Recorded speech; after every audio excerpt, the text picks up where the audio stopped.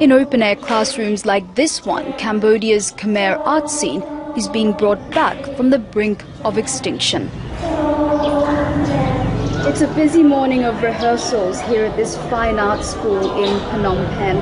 Girls from 8 through to 18, as you can see behind me, are getting ready to practice traditional Khmer dance. And these classes are significant because through decades of civil war and unrest, Cambodia's traditional arts were all but destroyed. But in the years following, groups, schools and organizations like this one have been created to educate young Cambodians and revive Khmer culture. Mao Tip Mui is a Khmer dance teacher. She weaves between rows of students, correcting their postures and movements. But this isn't an easy task. With little information to go by, Mao says instructors in post-war Cambodia are struggling to teach with conviction.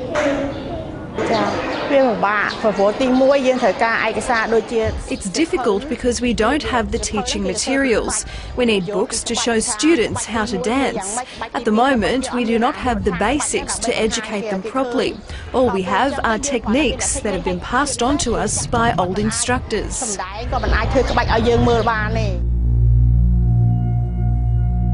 The 4-year rule of the Khmer Rouge from 1975 to 1979 was one of the most brutal in history.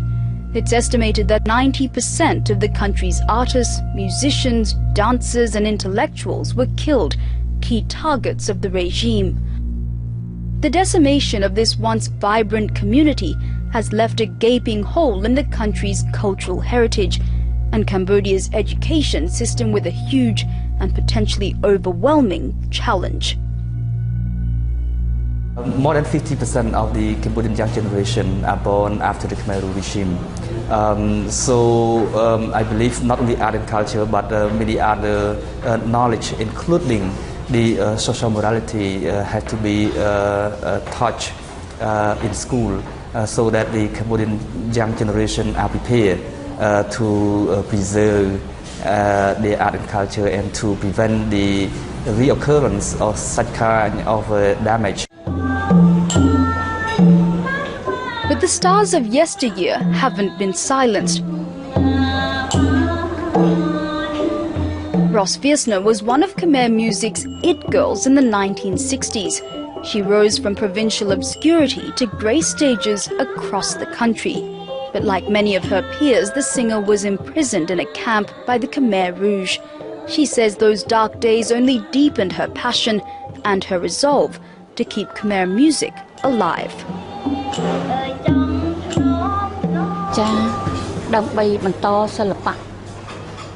In order to preserve this music and make it more sustainable, I want to train people. I'm already training my family. It's important for me to keep these traditions alive.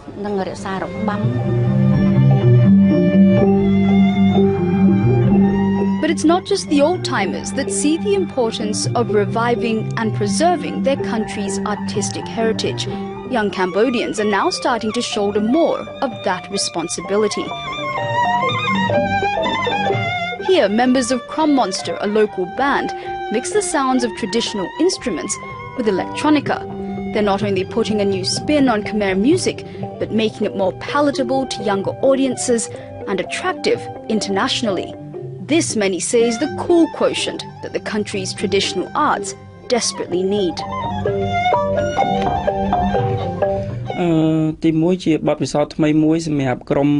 We used to only perform during traditional ceremonies and weddings.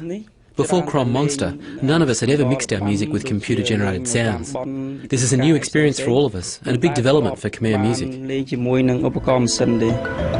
And the movement to invigorate this small Southeast Asian nation's artistic voice expands well beyond experimental music. Lim Sokchan Lena captures Phnom Penh's changing skyline. New School is a fitting description for this bright young photographer. His work focuses on subjects like corrugated iron fences. Mundane to many, but Lim says they represent the rapid economic development underway across Cambodia. For years, local artists have explored and been inspired by themes such as genocide, conflict and destruction, or legacies of the Khmer Rouge. I'm more interested in what is happening now and in the futures, especially how the globalizations come to Cambodia and affects, and on and on. So I'm more interested on social changing cultures, environments that affects from the globalizations. So most of my work is somehow related. While some Cambodian artists are looking for new ways to express themselves and their country's story of revival, others are only just discovering the steps that started it all. While rehearsals like this one are a move in the right direction, there's still a long road ahead for Cambodia's all but lost art forms.